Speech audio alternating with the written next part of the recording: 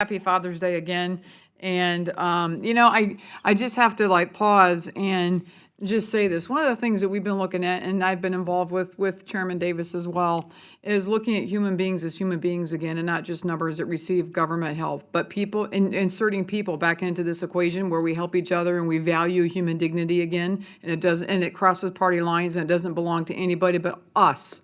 And when these two gentlemen got up to come to you and help you through that testimony, it was such a great example of what we're talking about on this entire committee, which is inserting compassion and people back into helping each other survive and to get through the issues that we all face to be successful and have a shot at the American dream. So congratulations again on your marriage and on your new family member coming in August or sooner. So thanks again for being here. Just for a second, I wanted to focus on the motto of True Dads, which is win at parenting, work and relationships, so kids win at life. And in my community in Northern Indiana, we have strong values about work and family. It makes a great environment for folks to raise their children.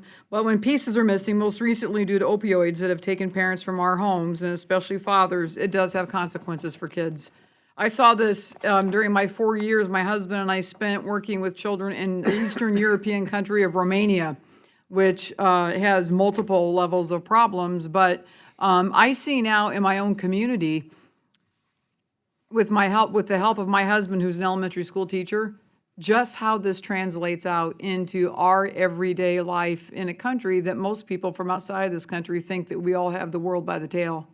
And without fathers or men around, we need to work so much harder to help kids understand the value of working until a job is done, the importance of teamwork, even how to handle the hierarchy relationships that we all deal with, whether it's father, son, coach, player, and eventually boss, employee.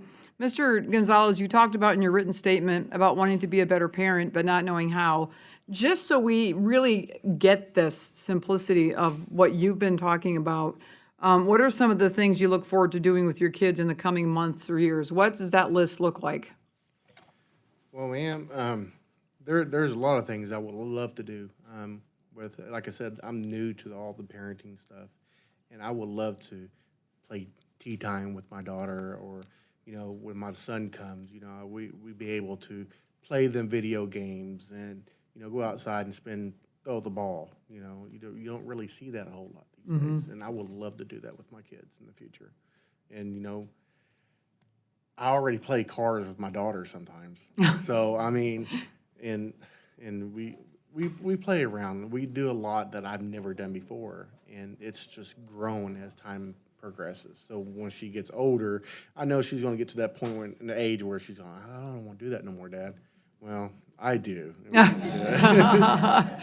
But I want to spend time with them. I want to, have tea time with my daughter. I want to play video games or throw the ball outside with my son when he gets older. I want to spend that quality time with my family because now I know how important it is to them, but most importantly, how more important it is to my kids.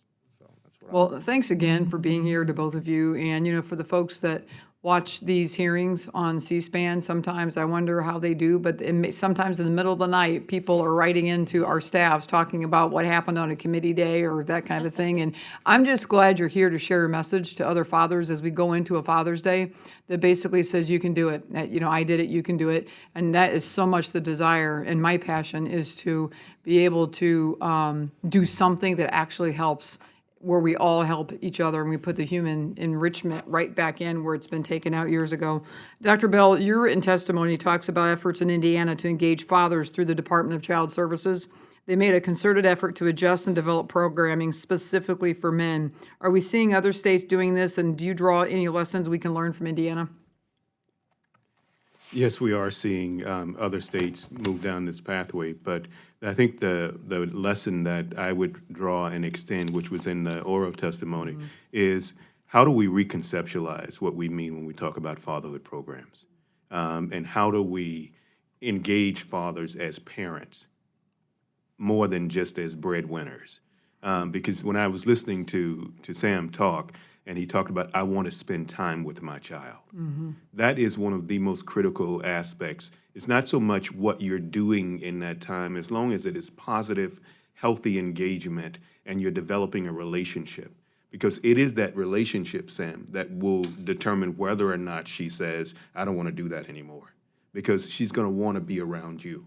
And I think that's the thing that we would say to any state that is looking to develop healthy programs, is that reconceptualize what you think about the role of the father is in a family.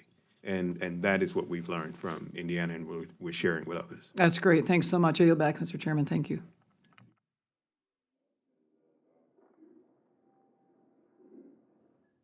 Well,